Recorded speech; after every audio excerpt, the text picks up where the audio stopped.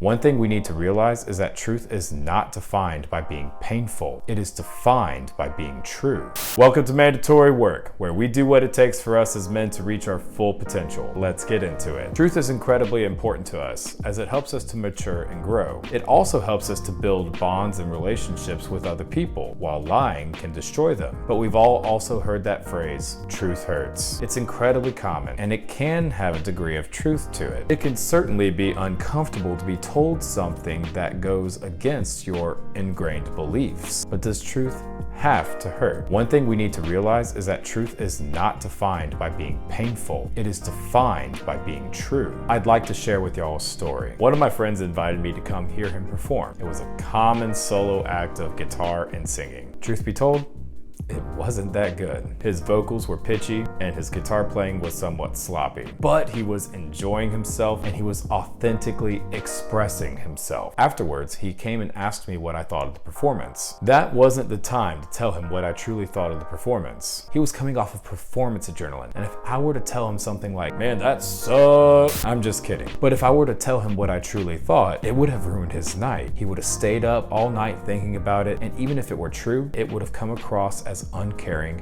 and cold, which could negatively affect our relationship. So instead of answering directly, I sort of sidestep the question and say, "It was really cool to see you do your thing." And that was true. It was really cool to see him enjoying himself in his element. He was my friend after all. I wanted to support him. As a formerly trained musician myself, I can tell you that performing on stage is a courageous and uniquely vulnerable position to be in, as you're expressing your soul for others to judge and criticize. Now you might be thinking, aren't you being disingenuous? And couldn't this cause him to lack self-awareness about his abilities? Glad you asked. The next day, I call him up and I ask, "Hey, could I tell you what I thought of the performance last night?" He said, "Sure." And I said something to the effect of, "I thought your vocals were a bit wonky in several parts. And if you tightened up your guitar playing to where it had more fluidity and the chords were cleaner, I think the songs would sound much better." Which I loved your song selection, by the way. I ended it on a positive note, and he was very receptive and appreciative of my feedback. You see, the conditions were right for him to receive the truth because he had a chance to enjoy the night and savor the moment. Because while the adage, "truth hurts," is popular, there's another popular adage that arguably holds more truth, and that is, timing is everything. And not just timing, but tone is incredibly important as well. Since we're on the topic of music, as a multi-instrumentalist with a primary focus in saxophone and a focus in jazz and funk, I play a lot of jazz improvisation. I've been on the bandstand countless times with jazz combos and big bands where I've had to improvise solos in the moment. There are endless possibilities to what you can play, and I've had my fair share of less than stellar solos with making mistakes and so forth. But as I played more and more solos, I started to realize this very important truth. It's not so much what you play, it's how you play it. Other musicians watching this may agree with me as well. You can take the simplest lick or the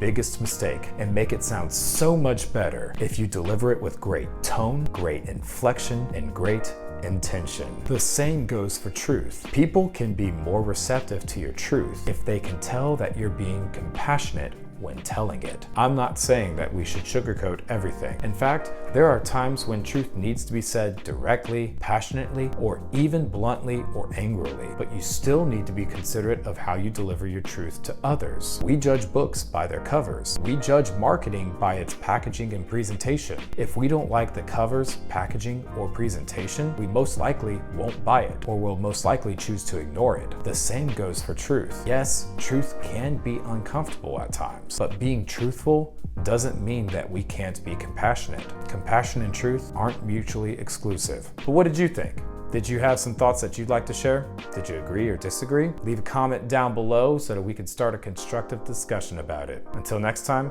put in that mandatory work.